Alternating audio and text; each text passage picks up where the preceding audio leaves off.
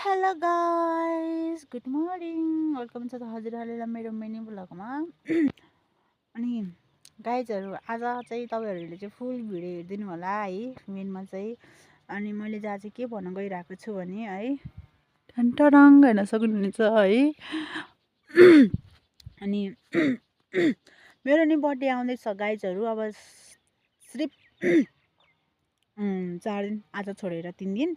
अनि आजसम्म चाहिँ रक्सीहरू पार्न पर्ने हुन्छ, लोकल रक्सी होइन। अब ठुलो त गर्दैन, तर सानो गर्ने हो। तर मेरो गुन्नी चोलो बर्थडे एकचोटि परेको छ। अनि सो त्यसैले अनि यति होइन, मेरो घरमा सबैजना फ्यामिली भएको भए चाहिँ सायद रमाइलो हुन्थ्यो होला। मेरो दिदीहरू आउनुहुन्न है।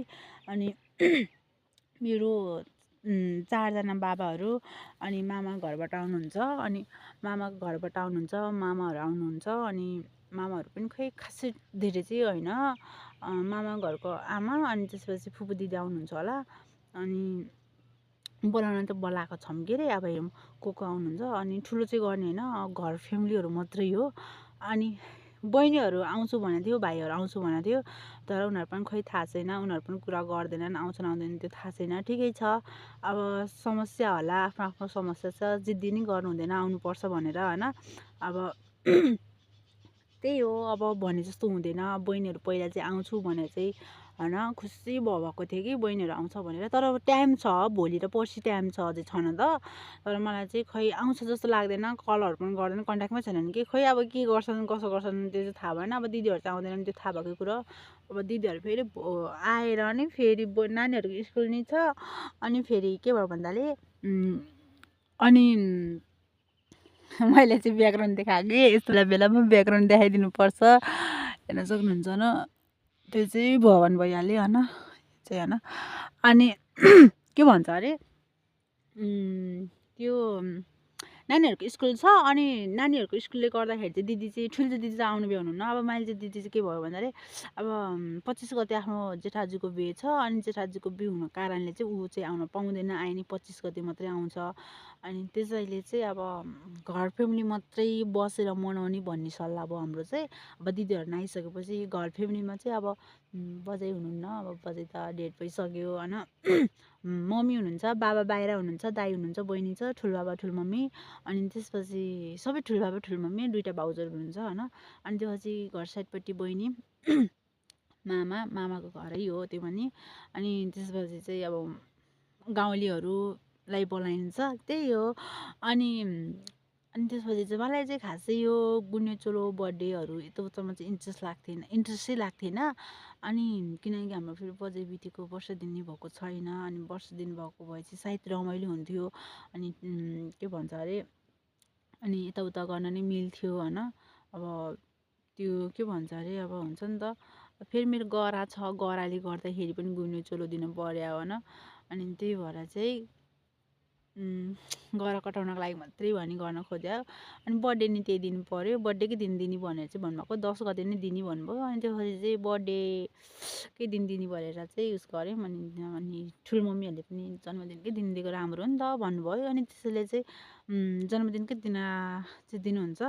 अनि त्यसपछि म चाहिँ हल्का हल्का खुसी नै छु, हल्का हल्का दुखी नै छु। किनकि होइन बजाइ नै हुनुहुन्न, सायद बजाइ भएको भए कति खुसी हुनुहुन्थ्यो होइन। अनि चाहिँ के भन्छ अरे, कति प्रायहरू आफ्नो घर फ्यामिली सबै साथमा भएर मनाएको र अनि नहुँदाखेरि मनाएकोमा धेरै फरक छ कि गाइजहरू है। कति प्राय मान्छेलाई थाहा छ, कति प्राय मान्छेलाई थाहा पनि छैन होला जस्तो। तर धेरै जस्तोलाई थाहा छ। तर यो कुराले चाहिँ यहाँ छोडिदिउँ, कुरा अन्त मोडिदिउँ।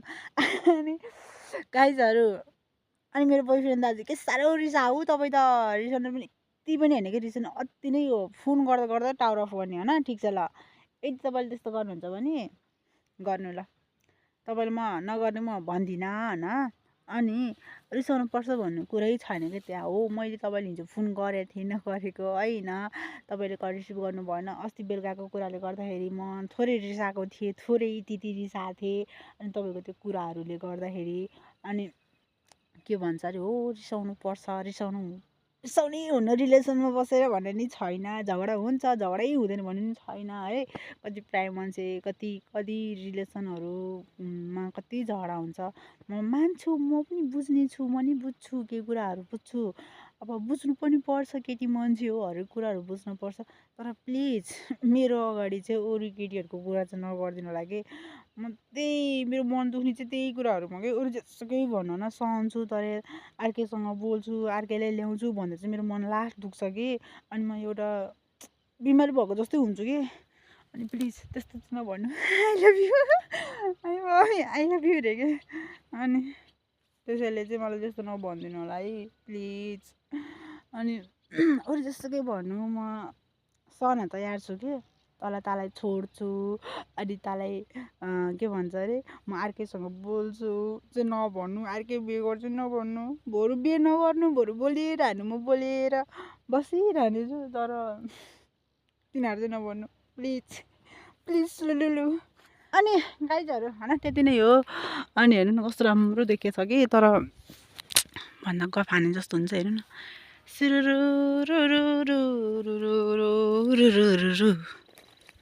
मेरो फुल पनि झऱ्यो। म चाहिँ बारी बारी हिँड्दै के गरेको छु भन्ने कुरो म आफैलाई थाहा छैन होइन गाइजहरू। अनि कस्तो म तपाईँहरूलाई मेरो गाउँ त देखाइदिन्थेँ होइन। ये हमारा घर है, उधर ठुलबाबा का बड़े पापा के घर है, और इधर से हम क्या बोलता है डेटिंग जाने के लिए अभी अभी हिँड रहा हूँ।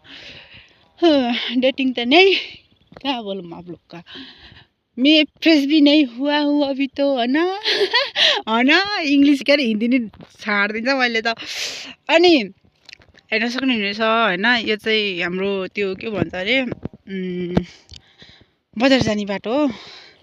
तर यो चाहिँ म नेता हुने मान्छे, म यो बाटो पिच गराइदिन्थेँ अरे के लास्टमा गएर। म त्यो नि भन्दिनँ, म त्यति साह्रो नि छैन होइन।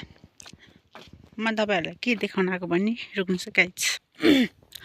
अनि मैले चाहिँ खास के भन्न आएको थियो भन्ने गाइजहरू होइन, कस्तो यो सालहरूले छेकेर नि होला यस्तो राम्रो आउँछ कि वेदर चाहिँ होइन, तपाईँलाई के भन्ने।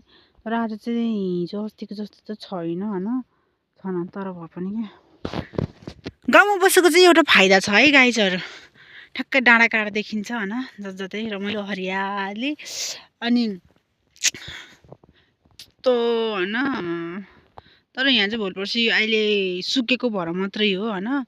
अनि सुकेको भएर चाहिँ देखेको होइन, तर यहाँ हरियाली हुनु यस्तो दामी देखिन्छ कि गाइजहरू होइन। त्यता चाहिँ मगर गाउँ छ आइज, त्यो चाहिँ मन्दिर, त्यहाँ चाहिँ त्यो डाँडामा चाहिँ मन्दिर छ। अनि के भन्छ अरे मानङकोटको डाँडो नि देखिन्छ। अनि के भन्छ अरे मानङकोटको डाँडो चाहिँ त्योभन्दा उतापट्टिको डाँडो हो। अनि सो त्यसैले गाइजहरू सबैजनाले चाहिँ यता चाहिँ अब यस्तो छ, अनि त्यो त यस्तो छ है। अनि यो तल डोमोल जाने बाटो भइहाल्यो अन्त्य। अनि यता म भइहाल्यो अन्त्य सुलुलु भाडामा। अनि पहिला पहिला चाहिँ जे होस् दिदीहरू हुँदा अनि के भन्छ अरे यताउता हुँदा चाहिँ रमाइलो हुन्थ्यो होइन। अब त अहिले त गाउँमा पनि एक्लै होइन, बहिनी छ, अब त्यो बहिनी पनि स्कुल जानुपर्छ। अहिले त घरमा पनि एक्लै हो, जे गर्दा नि एक्लै हुन्छ। अनि म त मैला हुन्छ बेला बेलामा आफैले उठ्ठ लाग्छ। तपाईँहरूलाई लाग्दैन? आउनु हो हाम्रो गाउँतिर बस्नलाई, मलाई साथी हुन्छ आउनु हो। केटीहरू हुनुहुन्छ भने, कुनै केटीहरू हुनुहुन्छ भने आउनु हो। म एक्लै हुन्छ घरमा है, केटाहरूलाई चाहिँ बोलाएको होइन। फेरि केटाहरूले म छु म आउँछु भने, तर फुल भेट्नुपर्छ है, मैले पहिले भनिदिइरहेको छ, नत्र म रिसाइदिन्छ। ल सो गाइस अब भ्लगको इन्डिङमा छु। सो त्यसैले सबैजना आफ्नो सुस्वास्थ्यको लागि सबैजनाले चाहिँ आफ्नो केयर गर्नु होला। अब जाडो महिना पनि सिद्धिँदैछ होइन, अब गर्मी महिना पनि आउँदैछ। बिहान बेलुकामा कति जाडो छ, हाम्रोतिर त्यस्तो घाम लागेको मजाको घाम लागेको छ, बेलुकामा पनि खासै जाडो हुँदैन। अनि हाम्रोतिर चाहिँ अब गर्मी टाइप भइसकेको छ। त्यसैले सबैलाई टाटा बाई बाई।